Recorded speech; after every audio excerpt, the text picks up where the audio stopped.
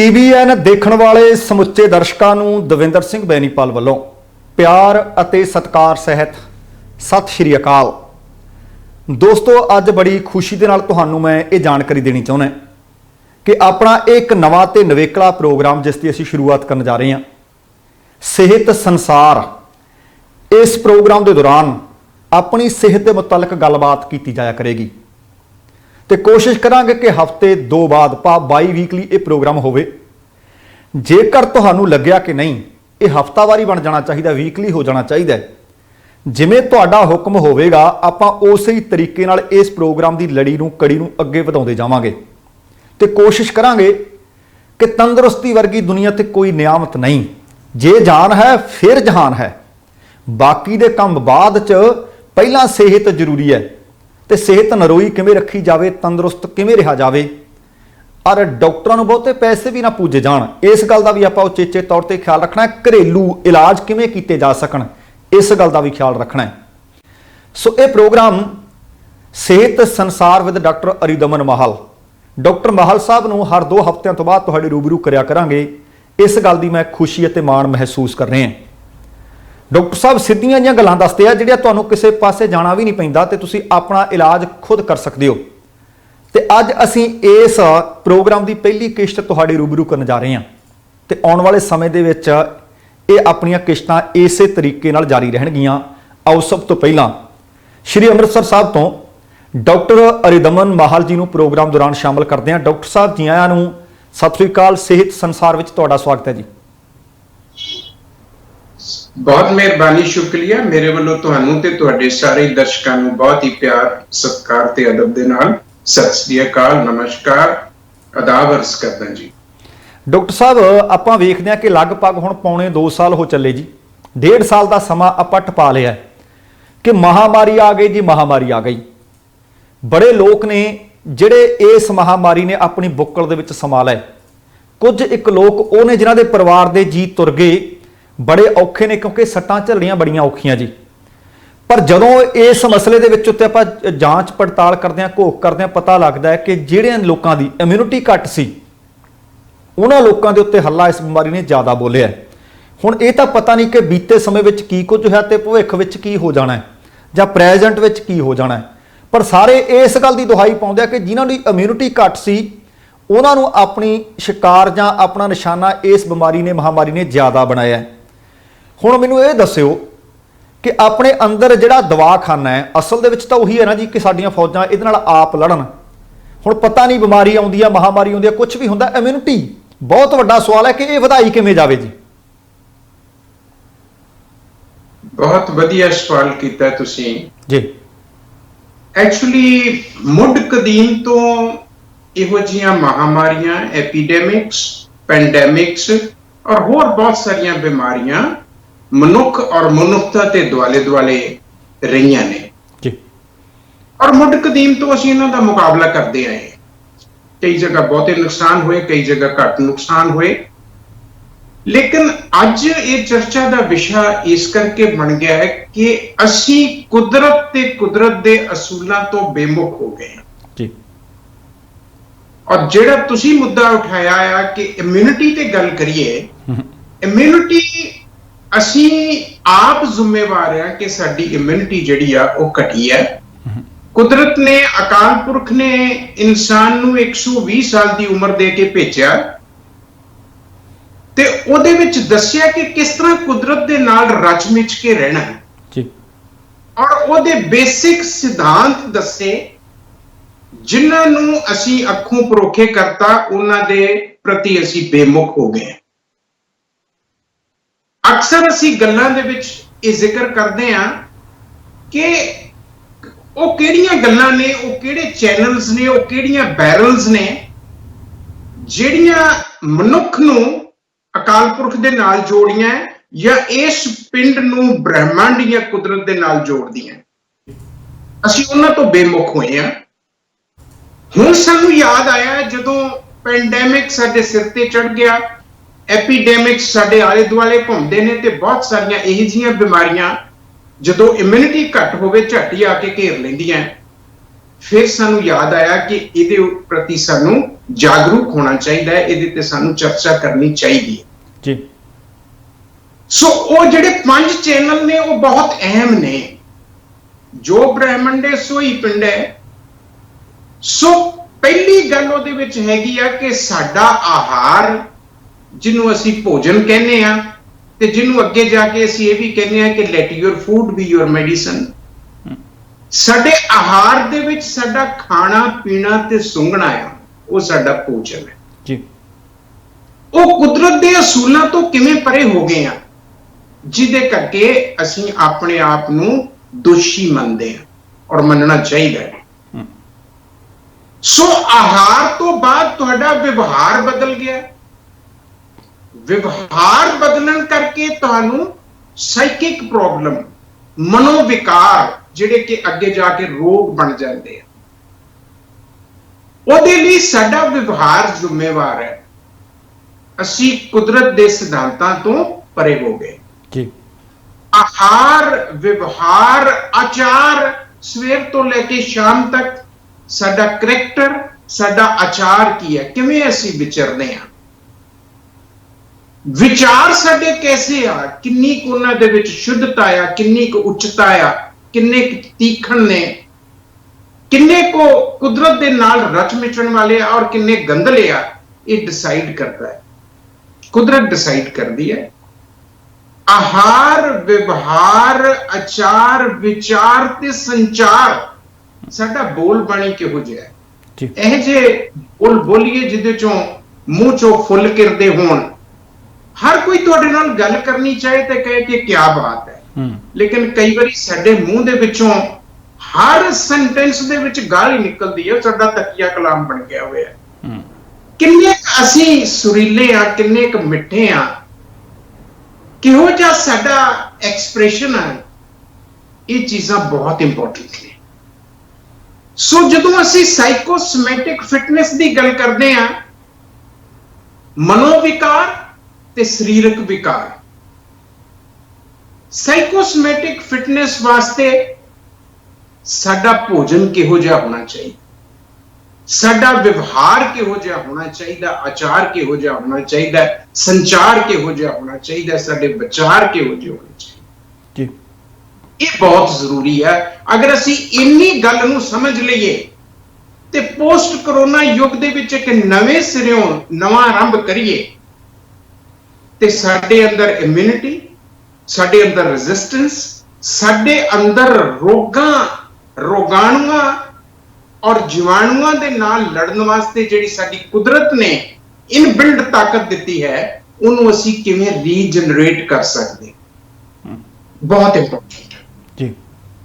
ਸੋ ਜਦੋਂ ਅਸੀਂ ਭੋਜਨ ਦੀ ਗੱਲ ਕਰਦੇ ਹਾਂ, ਉਹਦੇ ਚ ਅਸੀਂ ਬੜੀ ਵਾਰੀ ਗੱਲ ਕੀਤੀ ਹੈ ਕਿ ਯੈਸ, ਗੁਰਬਾਣੀ ਦੇ ਵਿੱਚ ਅੰਕਿਤ ਹੈ ਕਿ 36 ਪਦਾਰਥ ਸੰਮਿਲਿਤ ਭੋਜਨ ਹੋਣਾ ਚਾਹੀਦਾ ਹੈ। ਜੋ ਡਾਈਟੀਸ਼ੀਅਨ ਕਹਿੰਦੇ ਨੇ ਕਿ ਇਹਦੇ ਵਿੱਚ 6 ਚੀਜ਼ਾਂ ਹੋਣੀਆਂ ਚਾਹੀਦੀਆਂ ਸਿਰ ਮੱਥੇ ਤੇ, ਲੇਕਿਨ 30 ਬਾਕੀ ਦੀਆਂ ਨੇ, ਉਹਨਾਂ ਨੂੰ ਭੁੱਲ ਨਹੀਂ ਜਾਣਾ ਚਾਹੀਦਾ। ਭੋਜਨ ਨੂੰ ਸਾਨੂੰ ਦੁਬਾਰਾ ਨਵੇਂ ਸਿਰਿਓਂ ਪਰਿਭਾਸ਼ਿਤ ਕਰਨਾ ਪਏਗਾ ਕਿ ਨਹੀਂ, ਸੰਪੂਰਨ ਭੋਜਨ ਚਾਹੀਦਾ ਆ, ਸੰਤੁਲਿਤ ਤੇ ਚਾਹੀਦਾ ਹੀ ਚਾਹੀਦਾ। ਸੰਤੁਲਿਤ ਦੇ ਵਿੱਚ 6 ਚੀਜ਼ਾਂ ਨੇ, ਸੰਪੂਰਨ ਦੇ ਵਿੱਚ 36 ਪਦਾਰਥ ਨੇ। ਬੜੀ ਵਾਰੀ ਗਿਣਤੀ ਕੀਤੀ ਹੈ ਜੀ ਕਿ ਬ੍ਰਹਿਮੰਡ ਦੇ ਵਿੱਚ 7 ਹੀ ਰੰਗ ਨੇ, 8ਵਾਂ ਕੋਈ ਨਹੀਂ ਬਣਿਆ। ਸਾਡੇ ਭੋਜਨ ਦੇ ਵਿੱਚ, ਸਾਡੇ ਸਰੀਰ ਦੇ ਵਿੱਚ ਵੀ 7 ਰੰਗ ਸਾਡੇ ਭੋਜਨ ਦੇ ਥਰੂ ਜਾਣੇ ਚਾਹੀਦੇ ਆ ਕਿ ਸਾਡੇ ਭੋਜਨ ਦੇ ਵਿੱਚ 7 ਰੰਗ ਹੈਗੇ ਆ। ਦੁਨੀਆ ਦੇ ਉੱਤੇ 6 ਸਵਾਦ ਬਣੇ ਆ, 7ਵਾਂ ਬਣਿਆ ਹੀ ਕੋਈ ਨਹੀਂ, ਇੱਕ ਦੂਜੇ ਨੂੰ ਮਿਲਾ ਕੇ ਕਰੋਨਾ ਬਣਾ ਲਓ।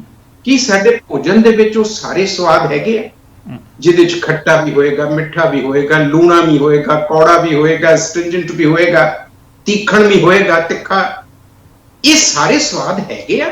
ਯੈਸ, ਸਾਡੀ ਪੁਰਾਤਨ ਰਸੋਈ ਇਹ ਸਾਨੂੰ ਸਾਰੇ ਸਵਾਦ ਦਿੰਦੀ ਸੀ, ਅਸੀਂ ਉਹਨਾਂ ਤੋਂ ਬੇਮੁਖ ਹੋਏ ਆ। ਸੋ 2 ਤਸੀਰਾਂ ਆ, ਅਸੀਂ ਅੱਜ ਵੀ ਗੱਲ ਕਰਨੀ ਆ, ਇਹ ਚੀਜ਼ਾਂ ਗਰਮ ਹੁੰਦੀਆਂ, ਇਹ ਚੀਜ਼ਾਂ ਠੰਡੀਆਂ ਹੁੰਦੀਆਂ, ਇਹ ਚੀਜ਼ਾਂ ਜੇ ਗਰਮ ਹੁੰਦੀਆਂ ਤੇ ਗਰਮ ਤਾਰ ਹੁੰਦੀਆਂ।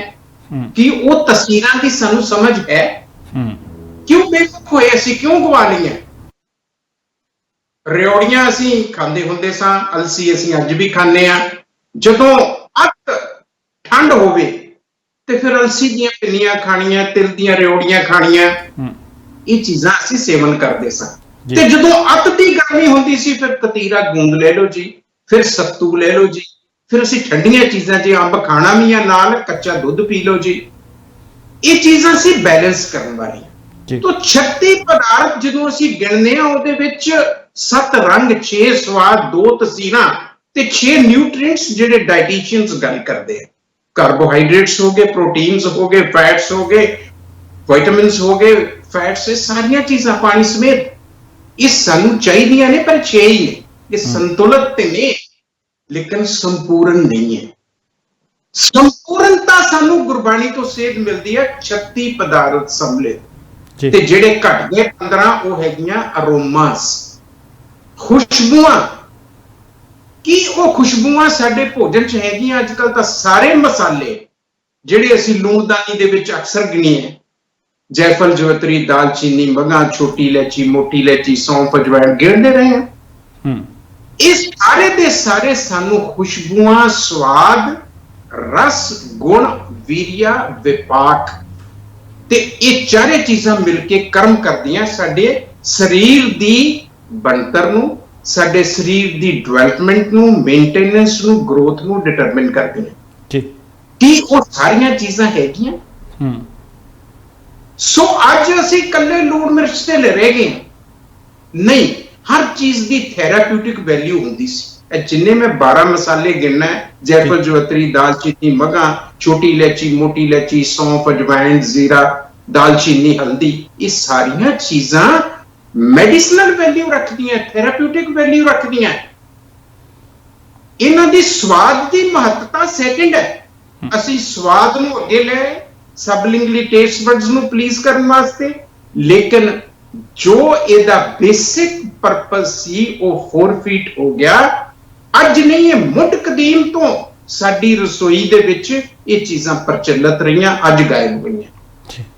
ਤੇ ਫਿਰ ਕੀ ਹੋਇਆ? ਸਾਨੂੰ ਨਾਨੀ ਚੇਤੇ ਆਈ। ਨਾਨੀ ਸਾਡੀ ਕਿਹੜੀ ਹੈ? ਇਮਿਊਨਿਟੀ। ਅੱਜ ਅਸੀਂ ਨਾਨੀ ਯਾਦ ਕੀਤੀ ਹੈ, ਅੱਜ ਅਸੀਂ ਇਮਿਊਨਿਟੀ ਨੂੰ ਯਾਦ ਕੀਤਾ ਹੈ। ਤੇ ਮੈਂ ਦੱਸਣਾ ਚਾਹੂੰਗਾ ਜੀ ਕਿ ਜੇ ਮੈਂ ਭੋਜਨ ਦੀ ਗੱਲ ਕਰਾਂ ਤੇ ਉਹਦੇ ਵਿੱਚ 36 ਪਦਾਰਥ ਸੰਮਿਲਿਤ ਭੋਜਨ ਹੋਣਾ ਚਾਹੀਦਾ। ਤੁਹਾਡਾ ਗਿਣਾ ਮੈਂ ਦਿੱਤਾ ਤੁਹਾਨੂੰ। ਔਰ ਭੋਜਨ ਦੇ ਵਿੱਚ ਸਾਦਗੀ ਹੋਣੀ ਚਾਹੀਦੀ ਹੈ, ਭੋਜਨ ਦੇ ਵਿੱਚ ਸੰਯਮ ਹੋਣਾ ਚਾਹੀਦਾ ਹੈ, ਭੋਜਨ ਦੇ ਵਿੱਚ ਸ਼ੁੱਧਤਾ ਹੋਣੀ ਚਾਹੀਦੀ ਹੈ। ਸ਼ੁੱਧਤਾ ਦਾ ਮਤਲਬ ਹੈ ਟਾਕਸਿਕ ਸਟਫ ਨਹੀਂ ਹੋਣੇ ਚਾਹੀਦੇ। ਸੰਯਮ ਦਾ ਮਤਲਬ ਹੈ ਕਿ ਢਿੱਡ ਭਰ ਕੇ, ਨੀਅਤ ਭਰ ਕੇ ਆਪਰ ਜਾਂਦੇ ਹਾਂ, ਅਸੀਂ ਓਵਰ ਈਟਿੰਗ ਕਰਦੇ ਹਾਂ, ਉਹਦੇ ਤੋਂ ਬਚੋ ਜੀ। ਬਾਬਾ ਫਰੀਦ ਨੂੰ ਯਾਦ ਕਰ ਲੈਣਾ ਚਾਹੀਦਾ, ਗੁਰਬਾਣੀ ਨੂੰ ਯਾਦ ਕਰ ਲੈਣਾ ਚਾਹੀਦਾ ਕਿ ਰੋਟੀ ਮੇਰੀ ਕਾਟ ਦੀ, ਲਾਵਣ ਮੇਰੀ ਭੁੱਖ, ਜਿੰਨਾ ਖਾਦੀ ਚੋਪੜੀ ਘਣੇ ਸਹਿਣਗੇ ਦੁੱਖ। ਤੇ ਫਿਰ ਇੱਥੇ ਹੀ ਫਿਰ ਗੁਰਬਾਣੀ ਨੂੰ ਯਾਦ ਕਰ ਲੈਣਾ ਚਾਹੀਦਾ ਜਿੱਥੇ ਗੱਲ ਕੀਤੀ ਹੈ ਹੱਸਣ ਖੇਡਣ ਮਨ ਕਾ ਚਾਓ, ਕਿਉਂਕਿ ਗੱਲ ਇਮਿਊਨਿਟੀ ਦੀ ਕਰ ਰਹੇ ਹਾਂ। ਅੱਜ ਸਾਡੇ ਹਾਸੇ ਗਹਿਣੇ ਪੈ ਗਏ ਆ।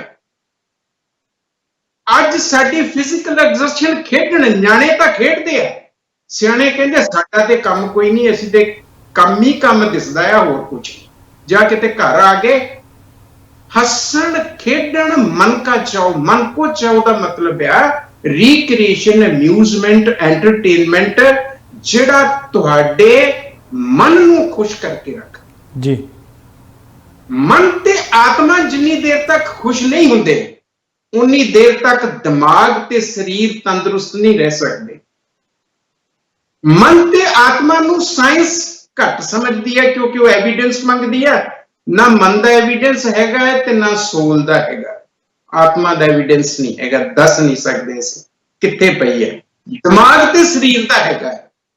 ਚਲੋ ਇਹ ਕਨਫਲਿਕਟ ਰਹਿਣਾ ਹੈ, ਕਿਉਂਕਿ ਜੇ ਮੈਂ ਬੈਨੀਪਾਲ ਸਾਹਿਬ ਤੁਹਾਨੂੰ ਫੋਨ ਕਰਕੇ ਦੱਸਾਂ ਕਿ ਆਹ ਗੁਲਾਬ ਮੇਰੇ ਕੋਲ ਪਿਆ ਆ ਤੇ ਮੇਰੇ ਕੋਲ ਕੋਈ ਲਫ਼ਜ਼ ਨਹੀਂ, ਕੋਈ ਡਿਸਕ੍ਰਿਪਸ਼ਨ ਨਹੀਂ ਕਿ ਮੈਂ ਉਹਦੀ ਖੁਸ਼ਬੂ ਜਿਹੜੀ ਆ ਤੁਹਾਡੇ ਤੱਕ ਡਿਸਕ੍ਰਾਈਬ ਕਰ ਸਕਾਂ ਕਿ ਇਹਦੀ ਖੁਸ਼ਬੂ ਇਹੋ ਜਿਹੀ ਹੈ, ਉਹਦਾ ਅਹਿਸਾਸ ਖੁਦ ਲੈਣੀ ਪਏਗੀ, ਫਿਰ ਪਤਾ ਲੱਗੇਗਾ। ਉਹਦੀ ਦੇਰ ਨਹੀਂ ਲੱਗ ਸਕਦੀ। ਤੇ ਉਹ ਕਿਵੇਂ ਪਤਾ ਲੱਗੇਗਾ? ਰੂਹ ਦਾ ਕਿਵੇਂ ਪਤਾ ਲੱਗੇਗਾ? ਮਨ ਦਾ। ਐਗਜ਼ਿਸਟ ਕਰਦੇ ਨੇ, ਐਵੀਡੈਂਸ ਹੈ ਨਹੀਂ ਸਾਡੇ ਕੋਲ। ਸੋ ਇਸ ਕਰਕੇ ਦੋ ਫਿਜ਼ੀਕਲ ਚੀਜ਼ਾਂ ਨੇ, ਜੋ ਮੈਟਾਫਿਜ਼ੀਕਲ ਹੈ, ਇਹ ਸਾਰੇ ਦਾ ਸਾਰਾ ਬ੍ਰਹਿਮੰਡ ਹੈ ਜਿਹੜਾ, ਇਹ 80-20 ਚ ਵੰਡਿਆ ਹੋਇਆ। 20% ਫਿਜ਼ੀਕਲ ਹੈ ਜਿਹੜਾ ਸਾਨੂੰ ਦਿਸਦਾ ਆ, ਜਿਹਦੇ ਤੇ ਅਸੀਂ ਐਕਸਪੈਰੀਮੈਂਟੇਸ਼ਨ ਕਰ ਰਹੇ ਹਾਂ, ਜਿਹਦੀ ਸਾਇੰਸ ਗੱਲ ਕਰਦੀ ਹੈ, ਜਿਹਦੇ ਫਿਜ਼ਿਸਟ ਗੱਲ ਕਰਦੇ ਨੇ, ਉਹ ਸਾਨੂੰ ਦਿਖਦਾ ਹੈ। ਲੇਕਿਨ ਜਿਹੜਾ ਮੈਟਾਫਿਜ਼ੀਕਲ ਆ, ਜਿਹੜਾ ਸਾਨੂੰ ਅਦਿੱਖ ਆ ਲੇਕਿਨ ਐਗਜ਼ਿਸਟ ਕਰਦਾ ਹੈ ਜੀ, ਉਹਦੀ ਗੱਲ ਕੌਣ ਕਰੇਗਾ? ਹਿਊਮਨ ਬਾਡੀ ਜਿਹੜੀ ਆ, ਇਹਦੇ ਵਿੱਚ ਵੀ ਸਾਡਾ ਜਿਹੜਾ, ਵੈਸੇ ਤੇ ਮਾਈਂਡ ਦੀਆਂ ਬੜੀਆਂ ਸਾਰੀਆਂ ਲੇਅਰਸ ਨੇ, ਡੀਪ ਅਨਕੌਂਸ਼ੀਅਸ ਤੋਂ ਲੈ ਕੇ ਸੁਪਰ ਕੌਂਸ਼ੀਅਸ ਮਾਈਂਡ ਤੱਕ ਬਹੁਤ ਸਾਰੀਆਂ ਲੇਅਰਸ ਨੇ ਜੀ।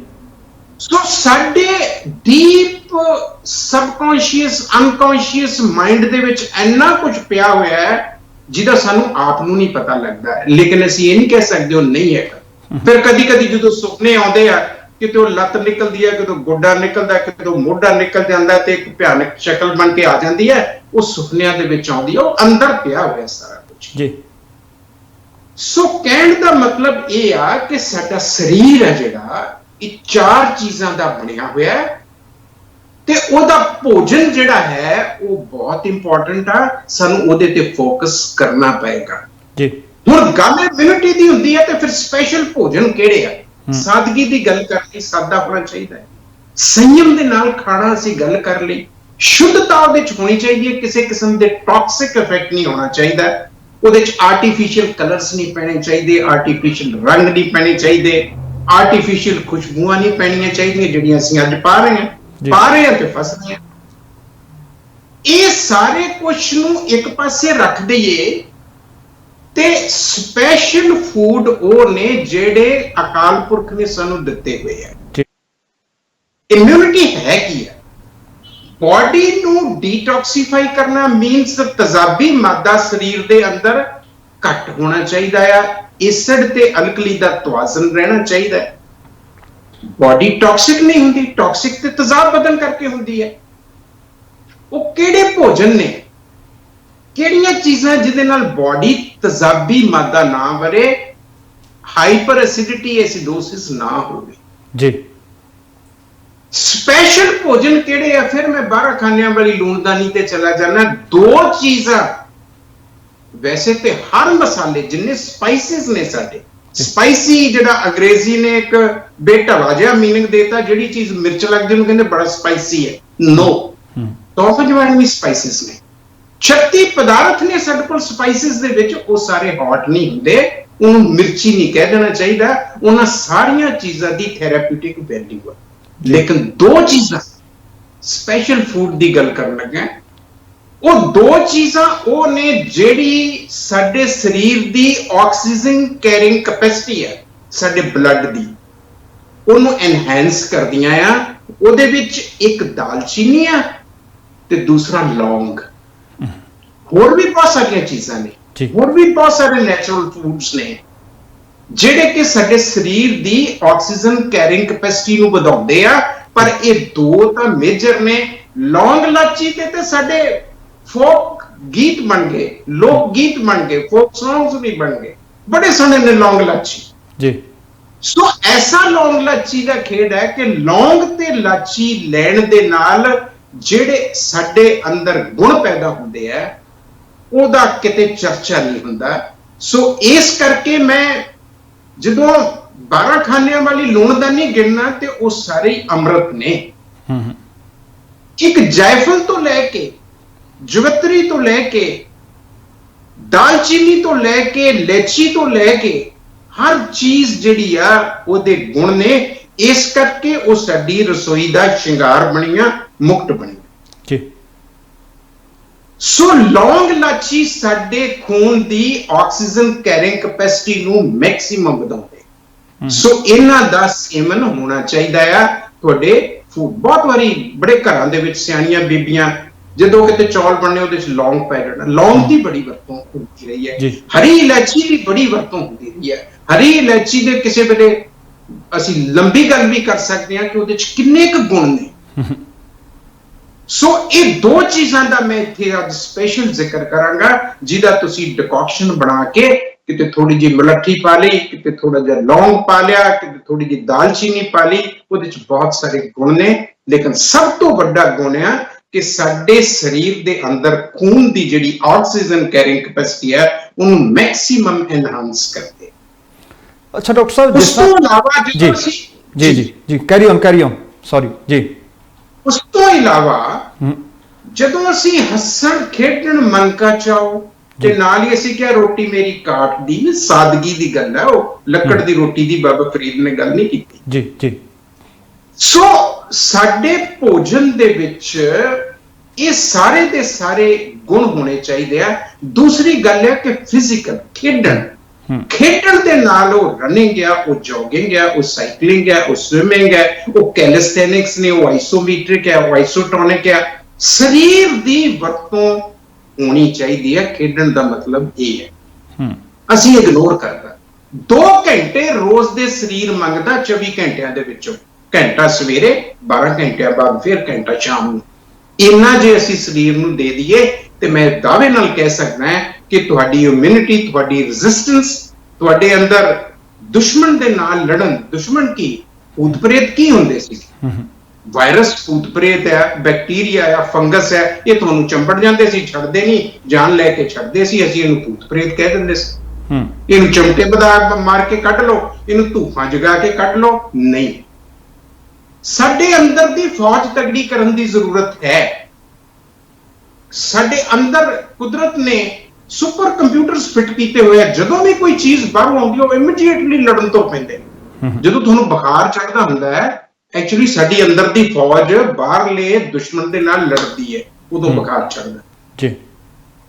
ਸੋ ਇਸ ਕਰਕੇ ਸਾਡੀ ਅੰਦਰ ਦੀ ਫੌਜ ਨੂੰ ਉੱਚਾ ਕਰਨ ਵਾਸਤੇ ਫਿਜ਼ੀਕਲ ਐਕਸਰਸਾਈਜ਼, ਪਾਰਟਿਕੂਲਰਲੀ ਅੱਜ ਦੀ ਡੇਟ ਦੇ ਵਿੱਚ ਸਾਡੀ ਲੰਗ ਕੈਪੈਸਿਟੀ ਹੈ, ਸਾਡੀ ਜਿਹੜੀ ਵਾਈਟਲ ਕੈਪੈਸਿਟੀ ਆਫ ਲੰਗਸ ਹੈ ਜੀ, ਉਹਨੂੰ ਐਨਹਾਂਸ ਕਰਨ ਦੀ ਜ਼ਰੂਰਤ ਹੈ। ਉਹ ਤੁਸੀਂ ਪ੍ਰਾਣਾਯਾਮ ਕਰ ਲਓ ਯੋਗਾ ਦਾ, ਉਹ ਤੁਸੀਂ ਬਰੀਥਿੰਗ ਐਕਸਰਸਾਈਜ਼ ਕਰ ਲਓ, ਉਹ ਤੁਸੀਂ ਰਨਿੰਗ ਕਰ ਲਓ, ਤੁਸੀਂ ਜੋਗਿੰਗ ਕਰ ਲਓ। ਜਿੰਨਾ ਆਮ ਨਾਰਮਲ ਲਾਈਫ ਦੇ ਵਿੱਚ ਸਾਡੇ ਆ 2 ਲਿਫਾਫੇ ਨੇ ਜਿਹੜੇ ਇੱਥੇ ਗੁਬਾਰੇ ਬੱਧੇ ਹੋਏ ਆ, ਜਿਨ੍ਹਾਂ ਨੂੰ ਅਸੀਂ ਫੇਫੜੇ ਕਹਿੰਦੇ ਆ, ਇਹ ਵੱਧ ਤੋਂ ਵੱਧ ਵੀ ਕੋਈ ਕਰਦਾ ਤੇ 70% ਖੁੱਲਦੇ ਆ, 30% ਤਾਂ ਖੁੱਲਦੇ ਹੀ ਨਹੀਂ।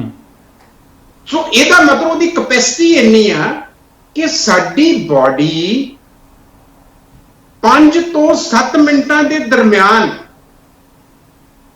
ਸਾਡੀ ਜਿਹੜੀ ਬਰੀਥਿੰਗ ਸਿਸਟਮ ਆ, ਉਹ ਸਾਡੇ ਖੂਨ ਦੇ ਵਿੱਚ ਆਕਸੀਜਨ ਪੁਸ਼ ਕਰ ਦਿੰਦਾ ਹੈ ਕਿ 7 ਮਿੰਟਾਂ ਦੇ ਵਿੱਚ ਇੱਕ ਪੁਆਇੰਟ ਅਸੀਂ ਫਿਕਸ ਕਰ ਲਈਏ ਤੇ 6-7 ਲੀਟਰ ਜਿਹੜਾ ਖੂਨ ਸਾਡੇ ਅੰਦਰ ਘੁੰਮਦਾ ਆ, ਉਹ 6-7 ਮਿੰਟਾਂ ਦੇ ਵਿੱਚ ਹੀ ਇੱਕ ਥਾਂ ਤੋਂ ਲੰਘ ਜਾਂਦਾ ਹੈ।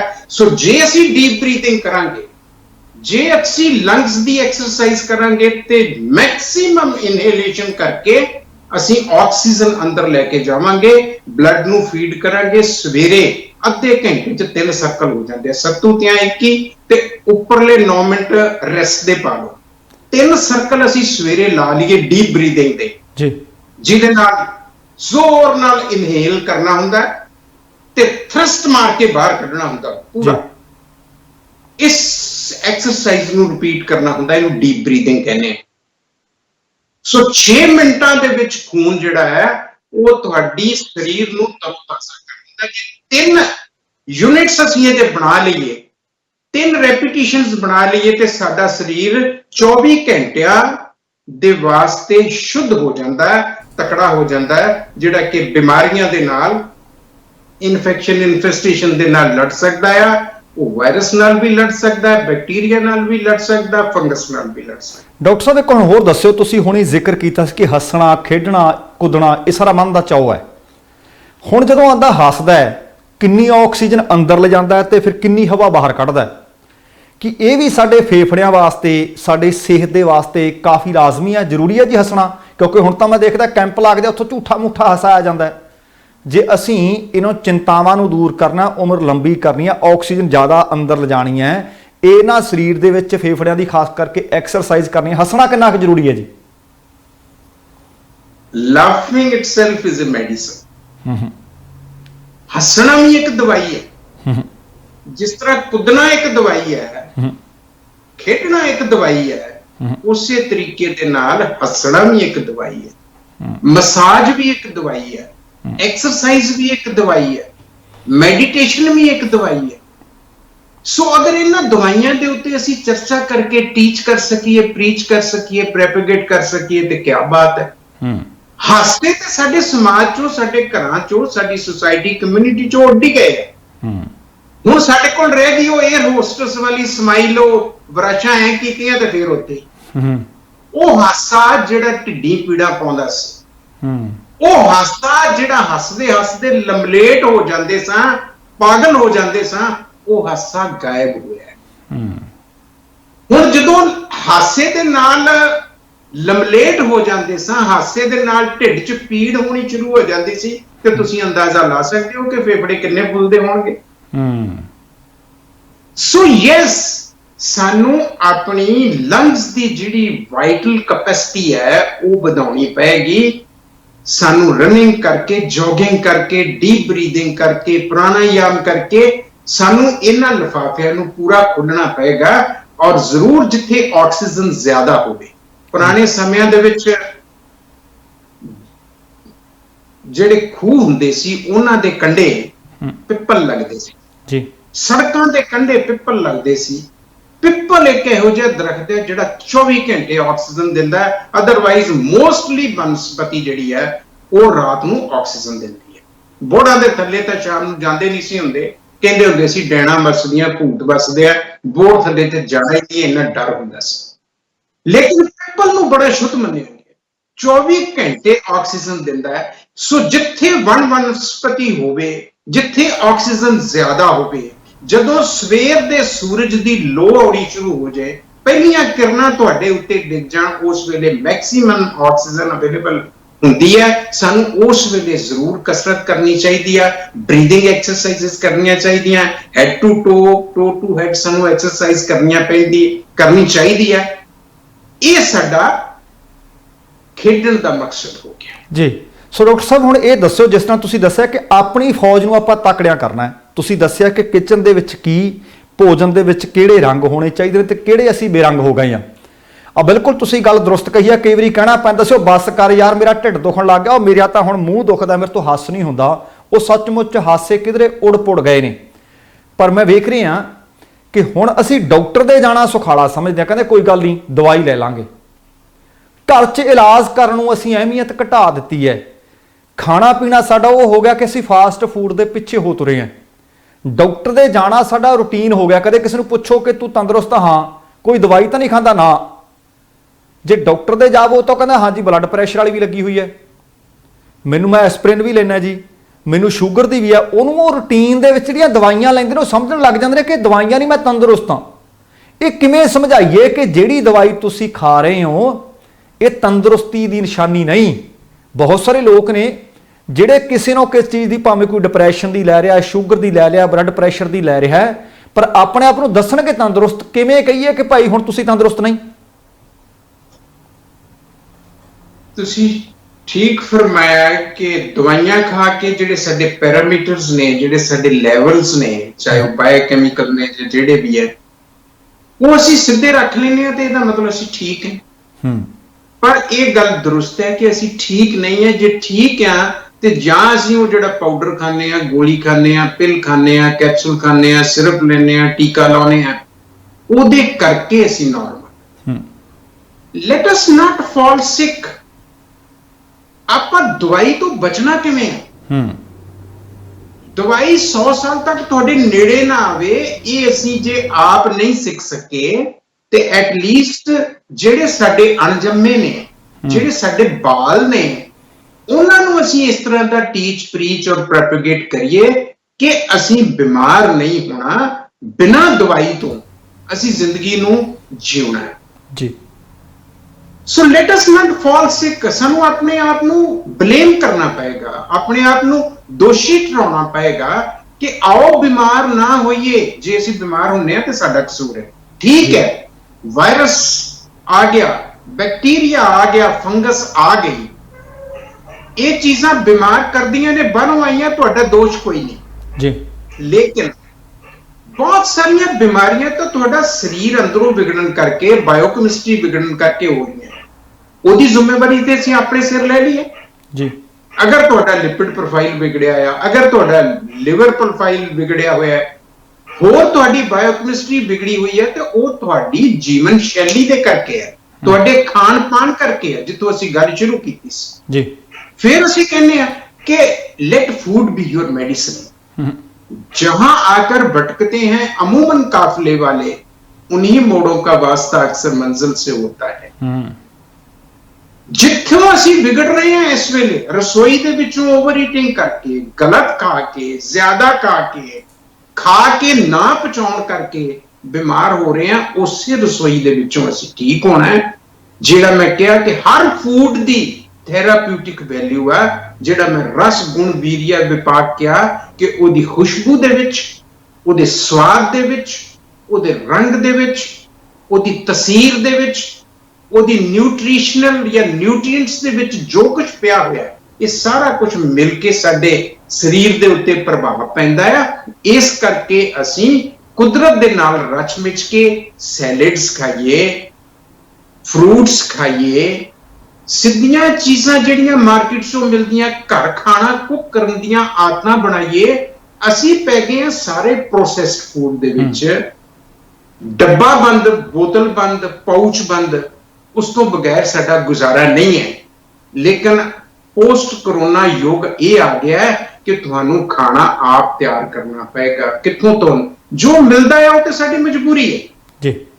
ਉਹਦੇ ਤੇ ਚਾਹੇ ਉਹ ਸਪਰੇ ਹੋਏ ਨੇ, ਚਾਹੇ ਉਹ ਖਾਦਾਂ ਪਈਆਂ ਹੋਈਆਂ ਹੈ, ਚਾਹੇ ਉਹ ਇਨਸੈਕਟੀਸਾਈਡ, ਪੈਸਟੀਸਾਈਡ, ਹਰਬੇਸਾਈਡ ਯੂਜ਼ ਕੀਤੇ ਹੋਏ ਨੇ। ਕੀ ਕਰੀਏ? ਉਹ ਤੇ ਮਿਲੇਗਾ। ਉਹਨੂੰ ਮੈਕਸਿਮਮ ਧੋ ਕੇ ਤੁਸੀਂ ਘਰ ਬਣਾ ਕੇ ਖਾਓ।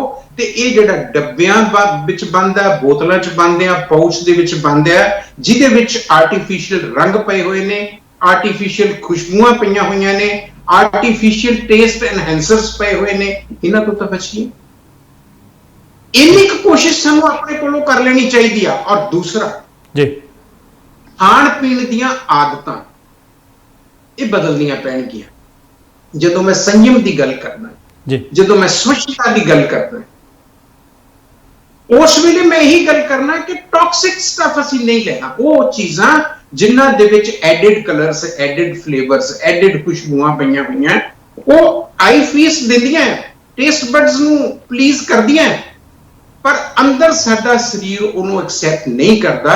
ਉਹਨਾਂ ਤੋਂ ਅਸੀਂ ਕਿਵੇਂ ਬਚ ਸਕਦੇ ਹਾਂ? ਇਹਦੇ ਤੇ ਅਸੀਂ ਮਾਈਂਡ ਅਪਲਾਈ ਕਰਨਾ। ਜਿੰਨਾ ਅਸੀਂ ਵੱਧ ਤੋਂ ਵੱਧ ਕਰ ਸਕਦੇ ਹਾਂ ਉਹਨਾਂ ਤੇ ਕਰੀਏ। ਜਿੱਥੇ ਸਾਡੀਆਂ ਮਜਬੂਰੀਆਂ ਨੇ, ਉਹ ਤੇ ਸਾਡੀਆਂ ਮਜਬੂਰੀਆਂ ਨੇ, ਉੱਥੇ ਅਸੀਂ ਕੁਝ ਕਰ ਨਹੀਂ ਸਕਦੇ, ਹੈਲਪਲੈਸਨੈਸ ਹੈ। ਪਰ ਅਸੀਂ ਵੈਲ ਅਵੇਅਰ ਹੋਣੇ ਚਾਹੀਦੇ ਜੀ। ਸੋ ਮੈਂ ਗੱਲ ਕਰ ਰਿਹਾ ਸੀ ਹੱਸਣ, ਖੇਡਣ, ਮਨ ਕਾ ਚਾਓ। ਅੱਜ ਐਂਟਰਟੇਨਮੈਂਟ ਹੈ ਨਹੀਂ ਗੀ ਜੀ, ਅਮਿਊਜ਼ਮੈਂਟ ਹੈ ਨਹੀਂ ਗੀ, ਰੀਕ੍ਰੀਏਸ਼ਨ ਹੈ ਨਹੀਂ ਗੀ। ਜੇ ਹੈਗੀ ਆ ਤੇ ਉਹ ਸਾਰੀ ਦੀ ਸਾਰੀ ਡਿਸਟਰਕਟਿਵ ਆ, ਉਹ ਸਾਰੂ ਨਹੀਂ ਹੈ। ਕੰਸਟਰਕਟਿਵ ਮਨੋਰੰਜਨ ਘੱਟ ਹੈ ਅੱਜ, ਜਿਹਦੇ ਨਾਲ ਤੁਹਾਡਾ ਰੂਹ ਖਿੜ ਜਾਏ, ਜਿਹਦੇ ਨਾਲ ਤੁਹਾਡਾ ਮਨ ਖੁਸ਼ ਹੋ ਜਾਏ। ਅਸੀਂ ਬਹੁਤ ਵਾਰ ਕਹਿੰਦੇ ਮੈਂ ਤਾਂ ਦਿਲ ਖੁਸ਼ ਹੋ ਗਿਆ। ਉਹ ਦਿਲ ਕਦੇ ਖੁਸ਼ ਨਹੀਂ ਹੁੰਦਾ, ਉਹ ਵਿਚਾਰਾ ਇੱਕ ਪੰਪਿੰਗ ਸੈੱਟ ਹੈ। ਦਿਲ ਰਿਪਰੈਜ਼ੈਂਟਸ ਮਨ। ਅਸੀਂ ਦਿਲ ਤੇ ਮਨ ਦਾ ਨਾਂ ਹੋਰ ਰੱਖਿਆ ਹੋਇਆ ਹੈ। ਸੋ ਮਨੋਰੰਜਨ ਜਿਹੜਾ ਆ, ਦਿਲ ਖੁਸ਼ ਕਿਵੇਂ ਰਹਿਣਾ ਹੈ, ਦੈਟ ਇਜ਼ ਮਨੋਰੰਜਨ। ਉਹ ਮਨੋਰੰਜਨ ਕਿਸੇ ਨੂੰ ਕਿਸੇ ਤਰੀਕੇ ਨਾਲ, ਕਿਸੇ ਨੂੰ ਜਿੱਥੋਂ ਵੀ ਕਿਤੋਂ ਤੁਹਾਨੂੰ ਸਕੂਨ ਮਿਲਦਾ ਹੈ, ਚੈਨ ਮਿਲਦਾ ਹੈ, ਸ਼ਾਂਤੀ ਮਿਲਦੀ ਹੈ, ਹਾਸਾ ਮਿਲਦਾ, ਖੇੜਾ ਮਿਲਦਾ, ਠੱਟਾ ਮਿਲਦਾ, ਮਜ਼ਾਕ ਮਿਲਦਾ ਹੈ, ਉਹ ਲੱਭੋ। ਉਹ ਸਿਚੁਏਸ਼ਨਸ ਕ੍ਰੀਏਟ ਕਰੋ। ਘਰ ਦੇ ਵਿੱਚ ਵੀ ਕ੍ਰੀਏਟ ਕਰੋ, ਸਮਾਜ ਦੇ ਵਿੱਚ ਵੀ ਕ੍ਰੀਏਟ ਕਰੋ। ਕਿਉਂ ਨਾ ਸਾਰੀ ਉਮਰ ਬੱਚੇ ਬਣ ਕੇ ਰਹੀਏ। ਬੱਚੇ ਕਿੰਨਾ ਪਲੇਅਰ ਰਹਿੰਦੇ, ਉਹਨਾਂ ਕੋਲ ਬਹੁਤਾ ਫਿਕਰ ਨਹੀਂ। ਹਾਂ, ਅਸੀਂ 8 ਘੰਟੇ ਕੰਮ ਕਰਨਾ, ਕਮਾਉਣਾ ਹੈ। ਕੁਦਰਤ ਦਾ ਸਿਧਾਂਤ ਹੈ 8 ਘੰਟੇ ਕਰਮ ਕਰਨਾ, 8 ਘੰਟੇ ਧਰਮ ਕਰਨਾ। ਧਰਮ ਦਾ ਮਤਲਬ ਤੁਹਾਡਾ ਫਰਜ਼ ਹੈ। ਮਾਂ ਬਾਪ, ਬੱਚੇ, ਭੈਣ ਭਰਾ, ਕੁੱਤਾ ਬਿੱਲੀ ਰੱਖਿਆ, ਉਹਨਾਂ ਸਾਰਿਆਂ ਦੀ ਟੇਕ ਕੇਅਰ ਕਰਨੀ ਤੇ 8 ਘੰਟੇ ਆਰਾਮ ਕਰਨਾ। ਸੋ ਇਹ ਧਰਮ, ਕਰਮ ਤੇ ਆਰਾਮ ਜਿਹੜਾ ਆ, ਇਹ 8-8 ਘੰਟੇ ਚ ਵੰਡਿਆ ਹੋਇਆ। ਇਹਦਾ ਪ੍ਰਪੋਰਸ਼ਨ ਤੋੜੋਗੇ ਤਾਂ ਵੀ ਫਸੋਗੇ। ਮਜਬੂਰੀਆਂ ਸਾਨੂੰ ਕਿਸੇ ਵੇਲੇ 10 ਘੰਟੇ, 12 ਘੰਟੇ, 16 ਘੰਟੇ ਵੀ ਸ਼ਿਫਟਾਂ ਕਰਨੀਆਂ ਪੈਂਦੀਆਂ, ਮਜਬੂਰੀਆਂ ਨੇ। ਪਰ ਉਹਦਾ ਸਾਨੂੰ ਭੁਗਤਾਨ ਕਰਨਾ ਪਏਗਾ। 8 ਘੰਟੇ ਵੱਧ ਕਰਕੇ ਅਸੀਂ $100 ਕਮਾ ਤੇ ਲਿਆ, ਪਰ ਉਹ ਨਿਕਲ ਜਾਣਾ ਜੇ ਕਿਸੇ ਤਰੀਕੇ ਦੇ ਨਾਲ। ਸੋ ਇਸ ਕਰਕੇ ਸਰੀਰ ਨੂੰ ਰੈਸਟ, ਰਿਲੈਕਸੇਸ਼ਨ ਮਸਟ ਹੈ। ਜਿੰਨੀ ਦੇਰ ਤੱਕ ਅਸੀਂ ਰੈਸਟ, ਸਲੀਪ ਔਰ ਰਿਲੈਕਸੇਸ਼ਨ ਦਾ ਖਿਆਲ ਨਹੀਂ ਰੱਖਦੇ, ਬਾਡੀ ਨੂੰ ਦਿੰਦੇ ਨੇ, ਜੇ ਸਲੀਪ ਨਹੀਂ ਲਵਾਂਗੇ ਤੇ ਸਾਡਾ ਮਾਈਂਡ ਜਿਹੜਾ ਆ ਉਹ ਫਰਟਾਈਲ ਨਹੀਂ ਹੋਣਾ, ਅਗਲੇ ਦਿਨ ਵਾਸਤੇ ਚੱਲਣਾ ਨਹੀਂ ਹੈ। ਜੇ ਅਸੀਂ ਰੈਸਟ ਨਹੀਂ ਦਿੰਦੇ ਤਾਂ ਫਿਰ ਸਰੀਰ ਨੇ ਜਵਾਬ ਦੇ ਜਾਣਾ। ਜੇ ਰਿਲੈਕਸੇਸ਼ਨ ਨਹੀਂ ਹੈ ਤੇ ਮਨ ਉਚਾਟ ਰਹੇਗਾ। ਸੋ ਰੈਸਟ, ਸਲੀਪ ਐਂਡ ਰਿਲੈਕਸੇਸ਼ਨ, ਇਹਦੇ ਵਾਸਤੇ 8 ਘੰਟੇ ਤੁਹਾਡੇ ਕਰਮ ਵਾਸਤੇ ਨੇ, 8 ਘੰਟੇ ਤੁਹਾਡੇ ਧਰਮ ਵਾਸਤੇ ਨੇ ਤੇ 8 ਘੰਟੇ ਤੁਹਾਡੀ ਸਲੀਪ ਵਾਸਤੇ ਹੈ। ਜੇ ਇਹਨੂੰ ਤੋੜ ਦਿਓਗੇ ਤਾਂ ਫਿਰ ਸਾਨੂੰ ਭੁਗਤਾਨ ਕਰਨਾ ਪਏਗਾ, ਉਹ ਮਹਿੰਗਾ ਬੜਾ ਪੈਂਦਾ, ਵਿਆਜ ਨਾਲ। ਜੀ ਜੀ। ਸੋ ਡਾਕਟਰ ਸਾਹਿਬ ਇਹਦੇ ਚ ਜੀ ਜੀ ਕਹਿਣ ਲੱਗੇ ਸੀ ਕੁਝ? ਸੋ ਹਾਂ, ਮੈਂ ਸਿਰਫ ਤੇ ਸਿਰਫ ਇੰਨਾ ਹੀ ਕਹਿਣਾ ਸੀ ਕਿ ਬਾਬਾ ਫਰੀਦ ਨੂੰ ਮੈਂ ਯਾਦ ਕਰ ਲੈਣਾ, ਮੈਂ ਗੁਰਬਾਣੀ ਨੂੰ ਯਾਦ ਕਰ ਲੈਣਾ ਕਿ ਹੱਸਣ, ਖੇਡਣ, ਮਨ ਕਾ ਚਾਓ, ਇਹਨੂੰ ਕਦੇ ਭੁੱਲੋ ਨਾ। ਆਪਣੇ ਵਾਸਤੇ, ਆਪਣੇ ਪਾਰਟਨਰ ਵਾਸਤੇ, ਸਪਾਊਸ ਵਾਸਤੇ, ਆਪਣੇ ਬੱਚਿਆਂ ਵਾਸਤੇ ਸੈਟਰਡੇ ਸੰਡੇ ਜ਼ਰੂਰ ਕੱਢ ਲਓ। ਬੈਨੀਪਾਲ ਸਾਹਿਬ, ਤੁਹਾਡੇ ਕੋਲ 20% ਤੋਂ ਵੱਧ ਲੋਕ ਇਹੀ ਜਿਹੇ ਹੋਣਗੇ ਆਪਣੇ ਸਮਾਜ ਦੇ ਜਿਨ੍ਹਾਂ ਨੂੰ ਇਹ ਨਹੀਂ ਪਤਾ ਕਿ ਉਹ ਸਮੁੰਦਰ ਕਿਨਾਰੇ ਰਹਿੰਦੇ ਆ, 4 ਚੁਫੇਰੇ ਉਹਨਾਂ ਦੇ ਸਮੁੰਦਰ ਹੈ, ਉਹਨਾਂ ਨੂੰ ਨਹੀਂ ਪਤਾ। ਮੈਂ ਬਹੁਤ ਵਾਰੀ ਜਦੋਂ ਤੁਹਾਡੇ ਕੋਲ ਆਉਣਾ ਤੇ ਮੈਂ ਬੀਚਸ ਤੇ ਜਾ ਕੇ ਵੇਖਣਾ ਆ, ਆਪਣੇ ਭਾਈ ਹੁੰਦੇ ਹੀ ਬੜੇ ਘੱਟ ਨੇ, ਪੂਰੇ ਹੀ ਹੁੰਦੇ ਆ। ਅਸੀਂ ਸੈਟਰਡੇ ਸੰਡੇ ਨੂੰ ਕਹਿੰਦੇ ਡਿਉੜੇ ਪੈਸੇ ਮਿਲਦੇ, ਦੂਣੇ ਪੈਸੇ ਮਿਲਦੇ, ਸਾਡਾ ਸਾਰਾ ਹੀ ਧਿਆਨ ਉਹਦੇ ਵੱਲ ਹੈ ਜੀ। ਅਲਟੀਮੇਟਲੀ ਇਹ ਸਾਰਾ ਕੁਝ ਸਾਡੇ ਸਰੀਰ ਵਾਸਤੇ ਹੈ, ਜਿਹਨੂੰ ਅਸੀਂ ਹੱਸਣਾ ਵੀ ਆ, ਖੇਡਣਾ ਵੀ ਆ, ਮਨ ਦੇ ਚਾਹ ਵੀ ਪੂਰੇ ਕਰਨੇ ਆ, ਆਪਣੇ ਨਹੀਂ ਕਰਨੇ। ਤੁਹਾਡੀਆਂ ਬਿਲੋਂਗਿੰਗਸ, ਚਾਹੇ ਉਹ ਤੁਹਾਡੀ ਅਰਧਾਂਗਣੀ ਹੈ, ਚਾਹੇ ਉਹ ਤੁਹਾਡੇ ਬੱਚੇ ਨੇ, ਚਾਹੇ ਉਹ ਤੁਹਾਡੇ ਮਾਂ-ਬਾਪ ਹੈ, ਉਹਨਾਂ ਸਾਰਿਆਂ ਨੂੰ ਡਿਊ ਬਣਦੀ ਕੇਅਰ ਜਿਹੜੀ ਹੈ ਉਹ ਦੇਣੀ ਆ, ਤਾਂ ਕਿ ਅਸੀਂ ਇੱਕ ਬਹੁਤ ਹੀ ਜਿਹੜਾ ਸੁਥਰਾ ਜੀਵਨ ਜੀ ਸਕੀਏ, ਹੈਲਦੀ ਜੀਵਨ ਜੀ ਸਕੀਏ। ਜੀ ਡਾਕਟਰ ਸਾਹਿਬ, ਇਹਨਾਂ ਕੀਮਤੀ ਜਾਣਕਾਰੀਆਂ ਦੇ ਵਾਸਤੇ, ਕੀਮਤੀ ਗੱਲਾਂ ਦੇ ਵਾਸਤੇ ਤੇ ਘਰ ਦੇ ਵਿੱਚੋਂ ਹੀ ਆਪਣਾ ਇਲਾਜ ਕਿਵੇਂ ਸੁਖਾਲੇ ਤਰੀਕੇ ਨਾਲ ਕਰ ਸਕਦੇ ਆ, ਜਾਣਕਾਰੀ ਦਿੱਤੀ ਹੈ। ਤਹਿ ਦਿਲੋਂ ਧੰਨਵਾਦ। ਸਤਿ ਸ੍ਰੀ ਅਕਾਲ, ਮਿਹਰਬਾਨੀ ਜੀ। ਦੋਸਤੋ, ਇਹ ਸਨ ਡਾਕਟਰ ਅਰੀਦਮਨ ਮਾਹਲ, ਜਿਨ੍ਹਾਂ ਨੇ ਦੱਸਿਆ ਕਿ ਇਮਿਊਨਿਟੀ ਕਿਵੇਂ ਵਧਾਈ ਜਾ ਸਕਦੀ ਹੈ, ਘਰੇਲੂ ਨੁਸਖਿਆਂ ਦੀ ਵਰਤੋਂ ਕਿਵੇਂ ਕੀਤੀ ਜਾ ਸਕਦੀ ਹੈ, ਜ਼ਿੰਦਗੀ ਨਿਰੋਗ ਕਿਵੇਂ ਕੀਤੀ ਜਾ ਸਕਦੀ ਹੈ, ਜ਼ਿੰਦਗੀ ਲੰਬੇਰੀ ਕਿਵੇਂ ਕੀਤੀ ਜਾ ਸਕਦੀ ਹੈ, ਤੇ ਆਪਣੇ ਜੀਵਨ ਨੂੰ ਜਾਂ ਆਪਣੀ ਦੇਹ ਨੂੰ ਅਰੋਗ ਰੱਖਣ ਦੇ ਵਾਸਤੇ ਉਮੀਦ ਹੈ ਕਿ ਇਹ ਕੁਝ ਇੱਕ ਜਾਣਕਾਰੀਆਂ ਤੁਹਾਡੇ ਕੰਮ ਜ਼ਰੂਰ ਆਉਣਗੀਆਂ। ਉਮੀਦ ਕਰ ਰਹੇ ਹਾਂ ਕਿ ਤੁਹਾਨੂੰ ਸਾਡਾ ਇਹ ਪਲੇਠਾ ਪ੍ਰੋਗਰਾਮ ਸਿਹਤ ਸੰਸਾਰ ਚੰਗਾ ਲੱਗਿਆ ਹੋਵੇਗਾ। ਜੇ ਸੱਚਮੁੱਚ ਜਾਣਕਾਰੀਆਂ ਕੀਮਤੀ ਲੱਗੀਆਂ ਨੇ, ਕਮੈਂਟ ਬਾਕਸ ਦੇ ਵਿੱਚ ਕਮੈਂਟ ਜ਼ਰੂਰ ਕਰਿਓ, ਤੁਹਾਡੇ ਤਹਿ ਦਿਲੋਂ ਧੰਨਵਾਦੀ ਹੋਵਾਂਗੇ। ਪ੍ਰੋਗਰਾਮ ਚੰਗਾ ਲੱਗਿਆ ਲਾਈਕ ਵੀ ਕਰ ਦਿਓ, ਤੇ ਜੇਕਰ ਹਾਲੇ ਤੱਕ ਤੁਸੀਂ ਆਪਣੇ ਇਸ ਚੈਨਲ ਨੂੰ ਸਬਸਕ੍ਰਾਈਬ ਨਹੀਂ ਕੀਤਾ ਤਾਂ ਸਬਸਕ੍ਰਾਈਬ ਕਰਕੇ ਨੋਟੀਫਿਕੇਸ਼ਨ ਵਾਲੀ ਘੰਟੀ ਔਨ ਕਰ ਦਿਓ। ਤੇ ਇੱਕ ਬੇਨਤੀ ਹੋਰ, ਜੇਕਰ ਇਹ ਜਾਣਕਾਰੀਆਂ ਸੱਚਮੁੱਚ ਚੰਗੀਆਂ ਲੱਗੀਆਂ ਫਿਰ ਆਪਣੇ ਤੱਕ ਸੀਮਿਤ ਨਾ ਰੱਖਿਓ, ਤਾਂ ਕਿ ਹੋਰਨਾਂ ਦਾ ਵੀ ਭਲਾ ਹੋ ਸਕੇ, ਤਾਂ ਹੋਰਨਾਂ ਤੱਕ ਵੀ ਸ਼ੇਅਰ ਜ਼ਰੂਰ ਕਰਿਓ। ਤੁਹਾਡੇ ਤਹਿ ਦਿਲੋਂ ਧੰਨਵਾਦੀ ਹੋਵਾਂਗੇ। ਸਮਾਂ ਸਮਾਪਤ ਹੈ, ਜਾਣ ਤੋਂ ਪਹਿਲਾਂ ਆਖਾਂਗਾ, ਜ਼ਿੰਦਗੀ ਜਿੰਦਾਦਲੀ ਦਾ ਨਾਮ ਹੈ। ਦਵਿੰਦਰ ਸਿੰਘ ਬੈਨੀਪਾਲ ਨੂੰ ਆਗਿਆ ਦਿਓ। ਸਤਿ ਸ਼੍ਰੀ ਅਕਾਲ ਤੇ ਰੱਬ ਰਾਖਾ।